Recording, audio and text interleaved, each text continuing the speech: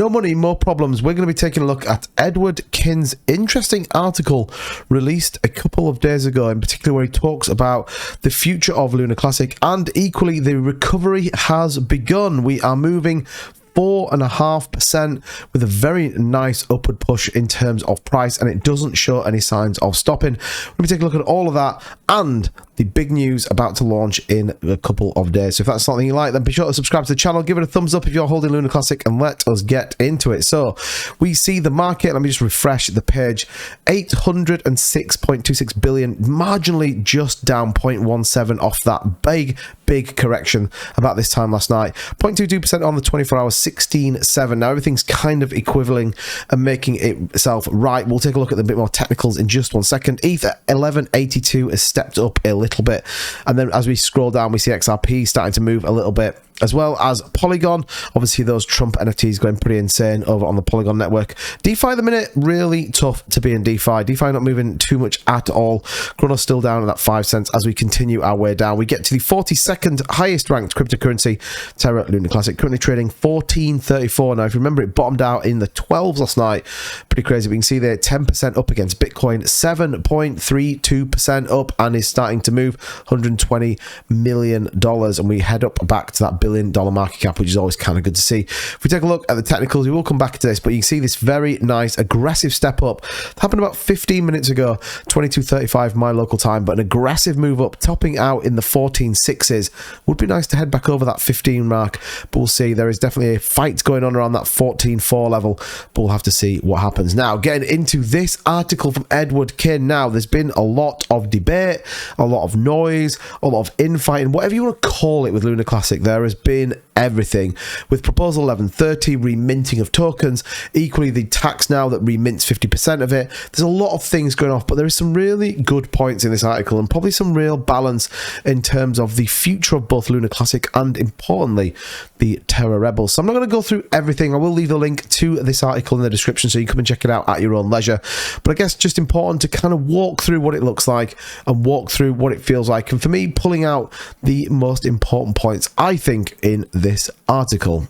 So taking a look into a few parts, gives it a bit of a summary of exactly where it is, but like I said, I have pulled out a few bits that I thought was worthwhile doing it. It says at this moment we are literally earning 99% of all the staking rewards from the Oracle distribution, 1% from gas fees, and 0% from inflation. What does it mean? That ultimately that pool of Oracle funds is basically being drained, and there's some interesting calculations on the back of it. So it says here, you know, around innovation development, which we all agree, but it says one common statement that I hear in the Lunker community is that the chain will die once the funds in the Oracle pool run out, and that this will run out in the next 2 years. The idea comes to the parameters of the Oracle shown below. The main parameter to pay attention to is the reward distribution window.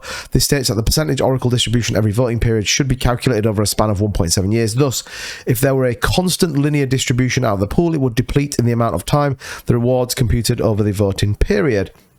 Basically, every 5 blocks, 0.000531% of the Oracle is dispersed. Now, the thing to realize is the distribution is not constant. The size of the pool continues to decrease every voting period.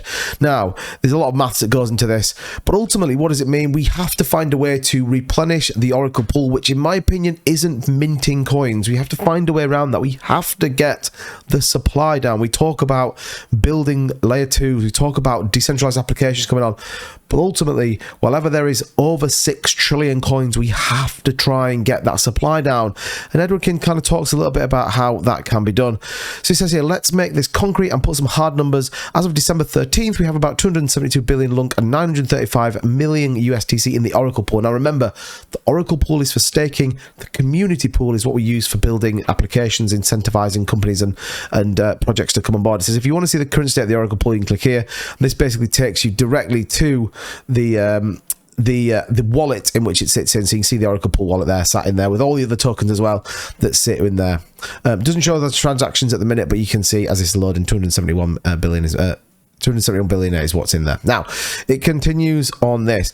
If we plot the above distribution over a period of 10 years, this is the graph that we see. There is a pretty steep drop early on in the first year and tapering off as time goes. In fact, the reward algorithm asymmetrically approaches 0, meaning the Oracle pool will never run out and continues on well past the 2-year mark. So we can, with a relative sense of confidence, say, actually, it's not going to run out. You know, the part of the fact that it changes the tax adjusted, but at the same time, we're going to see a sharp decline in the pool that's there. And I think it's important that people understand this so we don't start to get a lot of FUD and a lot of noise and people saying the Oracle pool is going to run out, so staking rewards are going to be useless. It's not the case. It's simply not the case.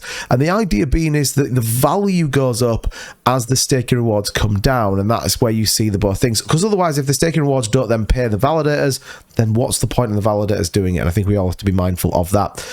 It continues into a few other points as well, particularly around the future in terms of, 2, 3, 5, 10 years and what that could look like, particularly in terms of validators and the Oracle pool. But the other important bit is, given the amount distributed across all of the stakes, 894 billion currently, one can expect Oracle pool yields in the first year to be around 13.06% in just LUNC. So that's what you would get right now for staking your Lunar Classic, projected up to 2024. If you swapped USTC, then you're heading up to 20% protocol generated on-chain APY, which is absolutely insane. Auto compounding could increase it, which we all know. Ultimately, auto compounding, making sure that you just add to your bag through the rewards. 2024-25 could approximately 7.47% with a 4.27% reduction. And then if you change your UST, it could be even higher. Again, the point to reference here is that we're not going to see the Oracle pool run out, and equally we should see the price move up as the supply comes down. Certainly if we're looking towards 2024, 2025, 2026, gives us an idea of exactly where it sits. Talks a little bit about gas fees. They're what you pay every time you do a transaction. Again, putting some of that back into the Oracle pool. Says the calculation that follows are essential. The lower bond and actuality returns could be much greater, i.e. the price we pay. And we are currently, you can see here, right now our gas fees are one of the lowest of any blockchain. Byproduct of the hyperinflation of LUNC, raising the gas fee to something more in line with other major chains, Luna 2, Juno, Litecoin, could help combat the depleting Oracle pool. So it's a really interesting point here. And if you do transact on chain for Terra Station, you'll notice it's literally pennies. It's pennies to do a transaction on chain. So again, when we talk about governance and we talk about proposals, it's really important that we look at every prospect that we can do. In fact, the fees are low. We could go 60x on our gas fees and still remain under a penny, which is absolutely crazy. And then you think about what that can load into the Oracle pool and support longevity of the project.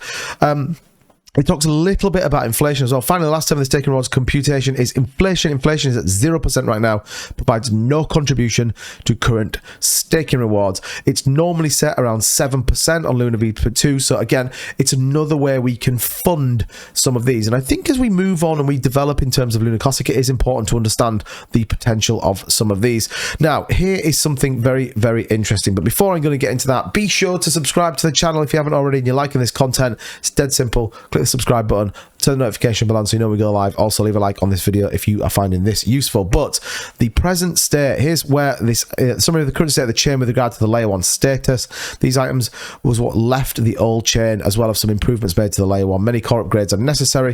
You can see the list goes on. I'm not going to try and tell you what they all are because I don't really know, if I'm totally honest. SDK, the special SDK is all about coding. I do know that. Summary required 1 point, layer 1 changes to be completed. So these are all what need to be done. And likewise, the upgrade process, the support and maintenance requirements. And what's important with these is, in order for LUNC to be compatible with the new TFL interchain wallet, all the above needs to happen, plus an upgrade bench 3.2 prefix from Terra to Terrac. Unfortunately, this is a very complicated breaking layer 1 solution that is unlikely to happen within the next few months or years. Hence why we are funding the Rebel station to support that. And I think that's an important point to reference when we talk about that, because this is a massive amount of work in a very, very fragile ecosystem right now. So it's a really interesting point from Edward Kin. He makes some very, very interesting points as part of that. And a quick look, a couple of other bits we have coming up. We looked at that. Rebel station, re-enable IBC client to Crescent. The next one on those IBCs ends in 1 day, is going to emphatically pass 100% on all validators, or 50 of them that have all have voted yes. And like we said, it is the second one to come live on that re-enablement of the IBC. So again, some more progress for Terra Luna Classic. Where does that kind of leave us all? What does it kind of feel like? Well, ultimately, we are seeing this kind of price action at the minute. Again, we said we'd come back to it. 14,325, up 4% on the day. We'll stay close to it. I think at the minute, we have people that still are pretty bullish, but the whole market is pretty nervous right now. We are on a knife edge in a number of different projects, as well as the global crypto market. So it's going to be interesting to see how we go. I don't perceive any huge moves in the run up to Christmas, as people are naturally moving into a more Christmas orientated move. But look, Lunar Classic could be one of those. We could see some moves into the new year, and certainly as we build and continue to build, then it can only be a positive sentiment. But let me know in the comments down below, what do you think of all of those articles from Edward Kidd? Did you know anything about that? As ever, thank you so much for watching. Appreciate all the support. Don't forget to like, subscribe to the content, and I'll see you guys in the next one.